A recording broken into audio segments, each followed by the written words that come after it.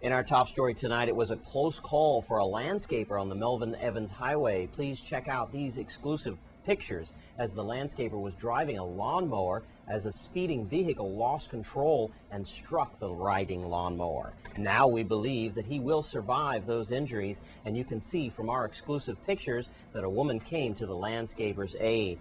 Also, the EMTs were on hand as well, and no words if the driver will be charged with any violation. And in other news, the Department of Education has an article on one of its newspapers stating that students will be safe for the upcoming school year. But how safe will they really be? News Channel 8's Wes Small points out something different in this report with PTA President for Alexander Henderson School. Thank you very much, Jerome. We're at the campus of Alexander Henderson. We're getting a little blessing, but Miss Shalima Edwards is helping me out there with her umbrella. Thank you very much. We're going to get right to it, talking about the infrastructure with school just a couple of weeks away.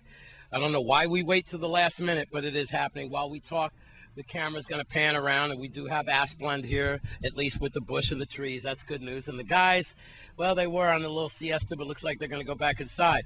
Shalima, you are concerned as the public relations person for the school, Alexander, that the mold is continuing to plague your staff and your students here. Well, schools, PTA, we do have this major concern. Mold is one of the issues, but also formaldehyde and asbestos exposures.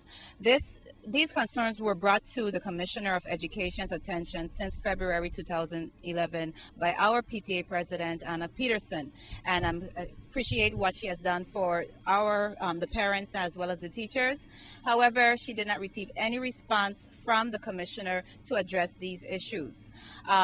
Lately, in May 2011, Insular Superintendent Gary Malloy was contacted because we, the parents, needed to know what does these numbers mean. For example, he's provided us with the test results for the mold, just showing numbers like 100, 200.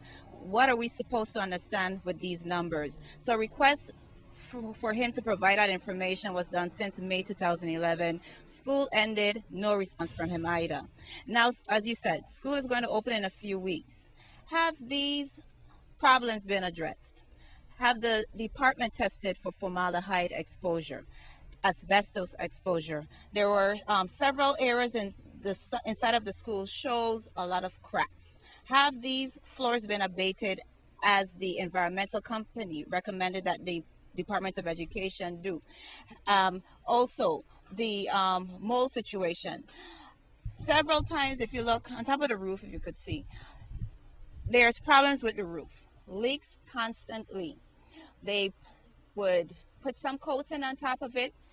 A few weeks after, when heavy rains fall, leaks again.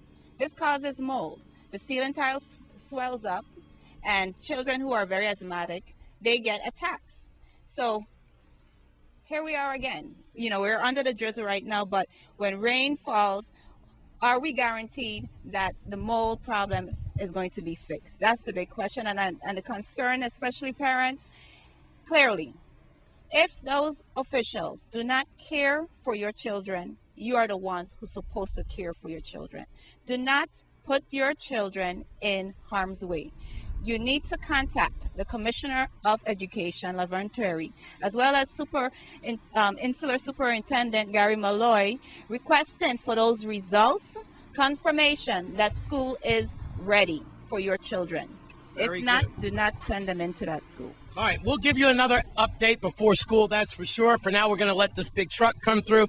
Before that, I certainly hope that the EPA, nationally and locally, St. Croix Environmental Association can do something about all of this, because remember, Central High School, in the way of Diageo and Hovenza, it's September again, and we're still in the same position, hazardous for our children and our staff. Shalima Edwards, thank you for being the watchdog for these people in education and the parents at home and the students as well. At Alexander Henderson, mold is the concern. 2 weeks before your children go back to school, I'm Wes Small for News Channel 8. Thanks, Wes, and that PTA representative for Alexander Henderson as well.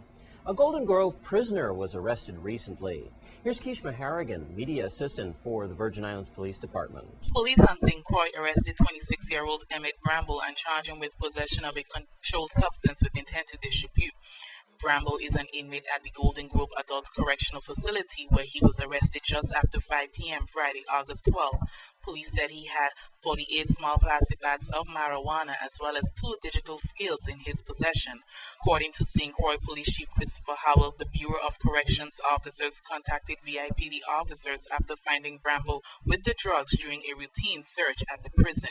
Bramble was arrested, placed on a $10,000 bail, and returned to the custody of the Bureau of Corrections pending his advice of rights hearing. Thanks to Kishma Harrigan, media assistant for the Virgin Islands Police Department.